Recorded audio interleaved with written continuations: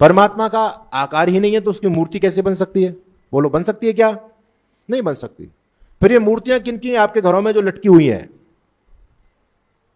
किसकी है? ये मूर्ति ईश्वर की नहीं है, ये मूर्ति भगवान के भक्तों की है, ईश्वर के भक्तों की। ईश्वर की मूर्ति हो ही नहीं सकती, वो तो निराकार है। और देखो एक बात मैं आपको और बताऊं, बड़ी मजेदार बात बता रहा हूं आपको। आपको अपने घर में मूर्ति रखनी चाहिए नहीं रखनी चाहिए? बोलो। वैसे विवादास्पद विषय मैंने उठा लिया है, बहुत से लोग मेरे खिलाफ हो सकते हैं बाद में। बोलो जी, हां या ना? आर्य समाज मूर्ति का पक्षधर है या विपक्ष में रहता है?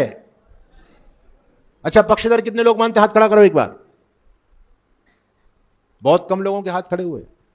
और मूर्ति के विपक्ष में आर्य समाज है, ये जो लोग मानते हैं वो हाथ खड़ा करें एक बार। और जो बीच में लटके हुए हैं वो लोग हाथ खड़ा करें एक बार, जो ना इधर के ना उधर के। अच्छा, अब समझने वाली बात है। देखो बहुत से लोग कंफ्यूज हो रहे हैं, कंफ्यूज होने की आवश्यकता नहीं है। आर्य समाज के तब से लेकर के 150 वर्ष आर्य समाज को हो गए, हमारे 150 साल के इतिहास में एक भी आपको ऐसा एविडेंस प्रमाण नहीं मिलेगा कि कभी हम लोगों ने मूर्ति का भंजन किया हो। हम लोगों ने मूर्ति का खंडन नहीं किया, हमने मूर्ति पूजा का खंडन किया है।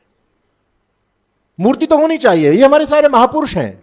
राम की मूर्ति, कृष्ण की मूर्ति, दयानंद जी की मूर्ति, गौतम कपिल कणाद ऋषिवर पतंजलि, इनकी मूर्ति हो, कोई दिक्कत नहीं है हमको। लेकिन जब हम इन मूर्तियों को ईश्वर के स्थान पर रख करके और ईश्वर के स्थान पर ईश्वरवत इनके साथ में आचरण करने लग जाते हैं, इनकी पूजा करने लग जाते हैं, वहां पर समस्या खड़ी होती है।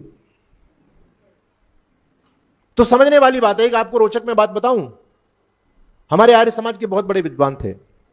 एक जगह शास्त्रार्थ चल रहा था, एक व्यक्ति ने कहा कि आप, मैं नाम नहीं लूंगा, बड़े सम्मानित व्यक्ति थे, कभी कभी बड़े लोगों से भी भूलें हो जाती हैं। उन्होंने कहा कि आप लोग मूर्ति पूजा का खंडन करते हैं, मूर्ति का खंडन करते हैं। एक पौराणिक व्यक्ति ने कहा, उन्होंने कहा हाँ हम करते हैं। तो उन्होंने कहा क्या आप दयानंद की मूर्ति पर जूते मार सकते हो? उस विद्वान ने कहा हाँ मार सकते हैं। बोले मारो। महर्षि दयानंद जी का चित्र दे दिया और उस विद्वान ने महर्षि दयानंद जी के चित्र पर जूते मार दिए।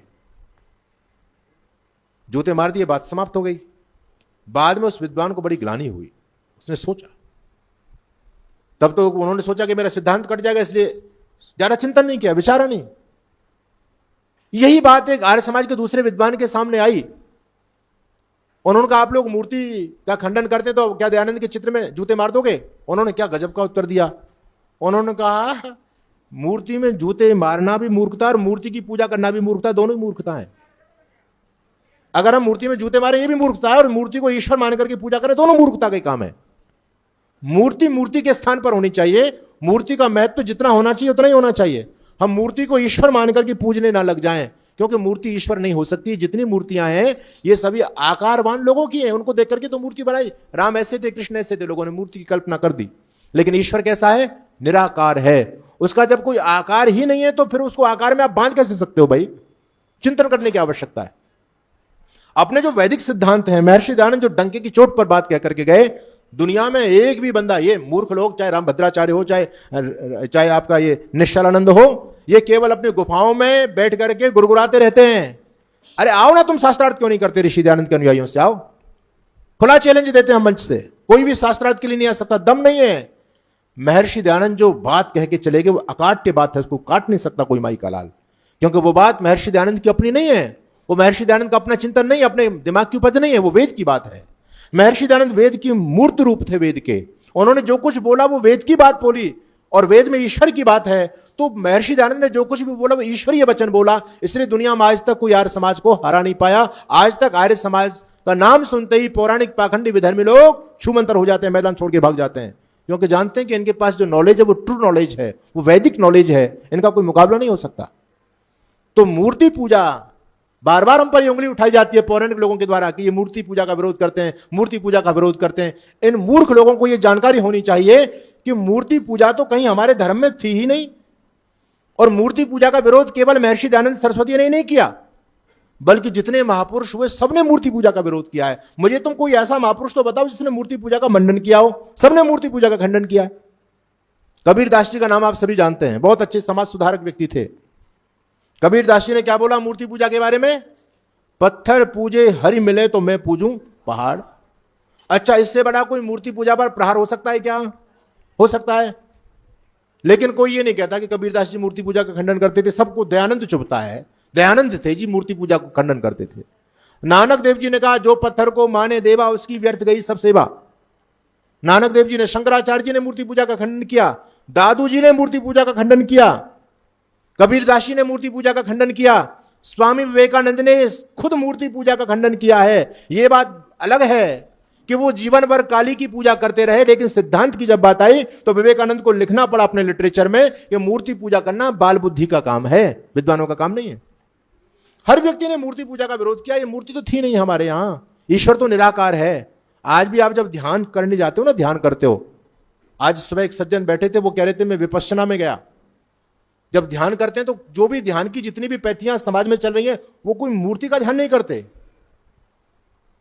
वो उस चेतन तत्व का स्मरण करते हैं, उनका ध्यान करते हैं। निराकार तत्व है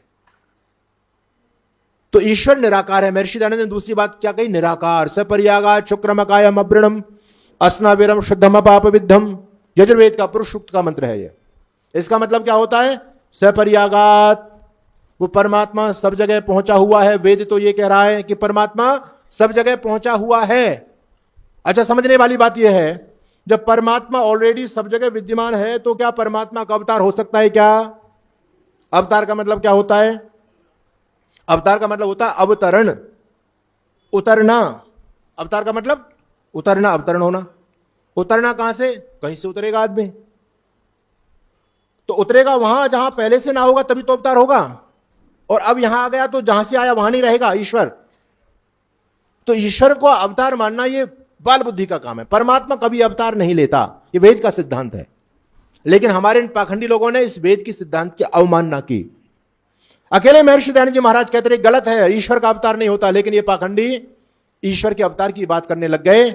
और एक वेद के सिद्धांत की अवमानना होने का कारण देखो कि आज समाज में हजारों भगवान और भगवानियां पैदा हो गए।